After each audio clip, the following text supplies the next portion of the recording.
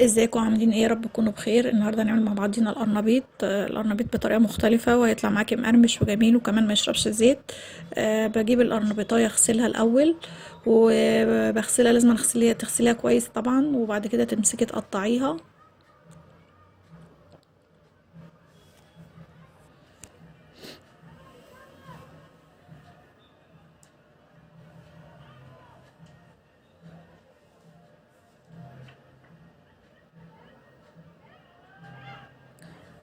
ما تنسوش لو الفيديو عجبكم يا ريت تعملوا لي لايك وتعملوا لي اشتراك في القناه.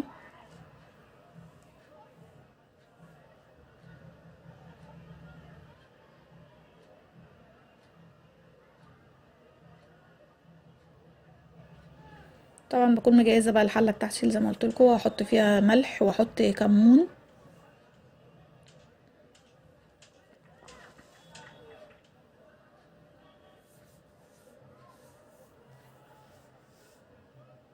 هبدا بقى انزل القرنبيط بتاعي.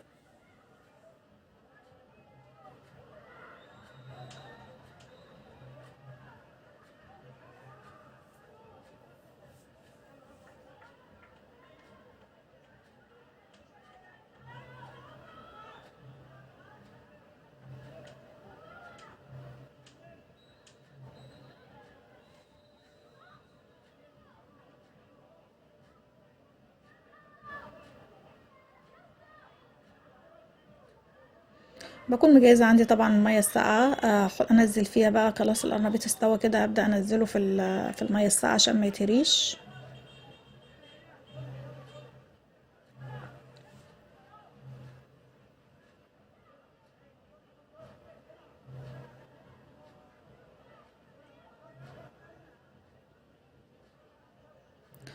خلاص كده خلصت الكمية كلها، هبدأ بقى ايه اشيله في المصفى عشان خاطر اصفيه من المية.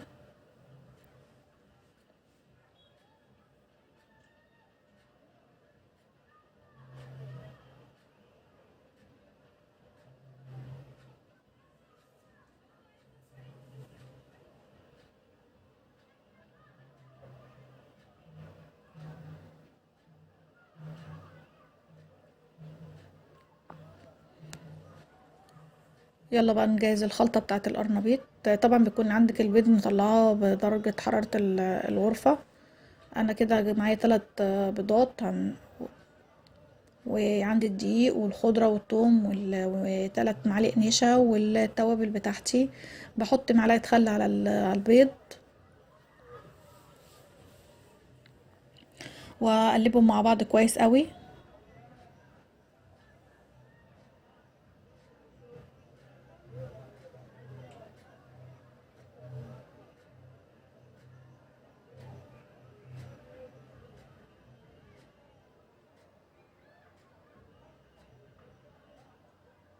بعد كده هنزل بالتوابل بتاعتي، الملح والتوابل بتاعتي. طبعا بحط معلقة كركم عشان الكركم بيدي للقرنبيط اللون الذهبي الجميل.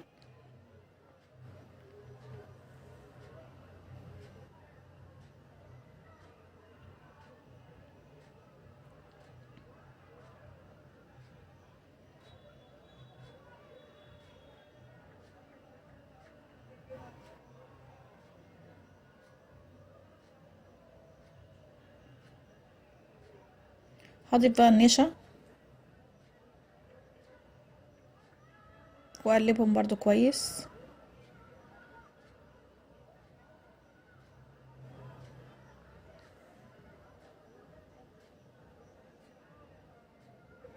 بتقلبي خالص عشان خاطر ما يبقاش فيه اي كلكعة. خلاص كده انا قلبت النشا خلاص. هبدأ بقى انزل كوباية مية.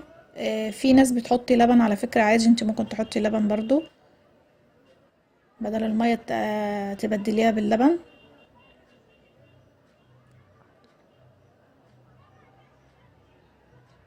هبدأ بقى انزل الدقيق بتاعي شوية بشوية واقلب.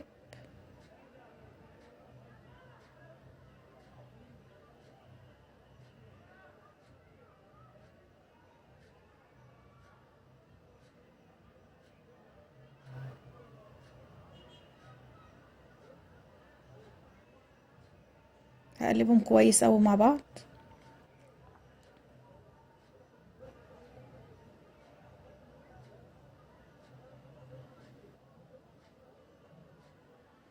شايفين الكركم بيدي اللون الاصفر برضو، فبيخلي القرنبيط لونه ذهبي كده وحلو.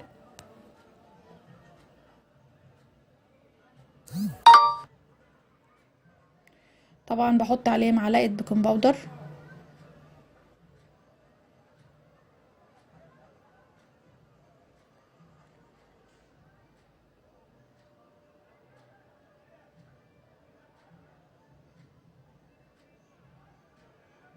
هبدأ بقى ادق الفصين التوم، وبعد ما التوم بينعم بقوم حاطه الخضره برضو ادقها برضو مع التوم عشان تنزل الزيوت اللي فيها.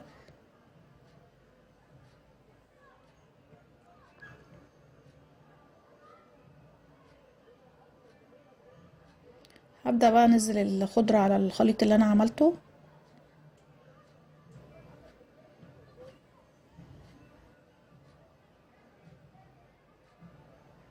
وكده الخليط بقى جاهز. هبدأ بقى اجيب القرنبيط اللي انا سلقاه، هبدأ احطه فيه.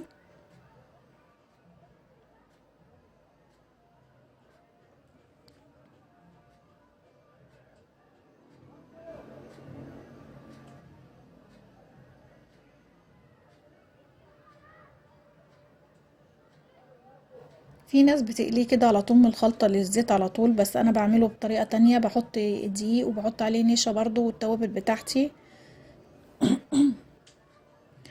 زي ما انتم شايفين كده، بحط برضو كركم وفلفل وكزبرة وكمون وملح ونشا، وبخلطهم كلهم مع بعض، وابدأ اخد القرنبيط من الخلطة احطه في الدقيق.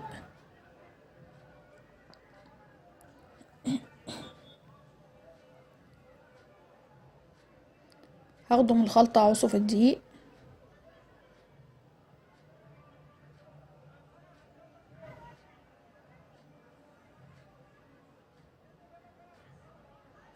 الطريقة دي بتخلي القرنبيط تطلع معاكي مقرمش وجميل جدا.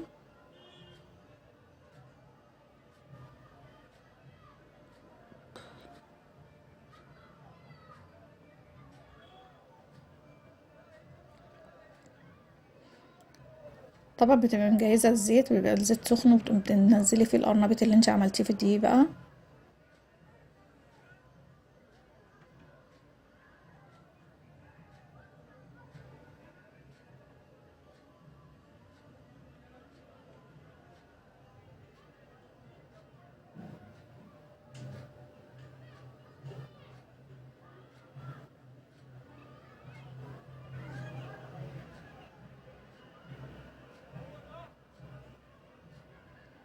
زي ما انتم شايفين كده احمر من الجنب، هقلبه على الجنب التاني.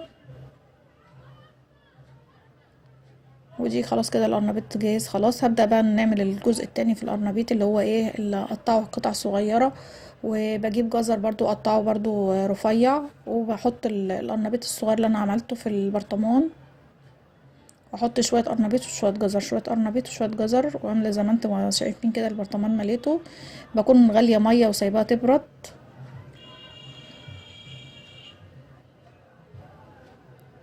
كده المية اللي انا كنت سايباها تبرد، بحط بقى ملح وبحط معلقة سكر.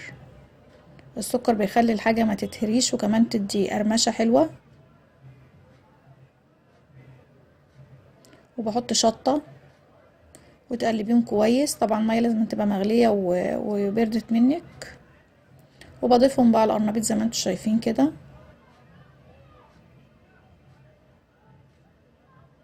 وبقفل عليه كويس وهسيبه بقى يتخلل. ما تنسوش لو الفيديو عجبكم ياريت تعملوا لي لايك واشتراك، ومتشكرة جدا على المشاهدة.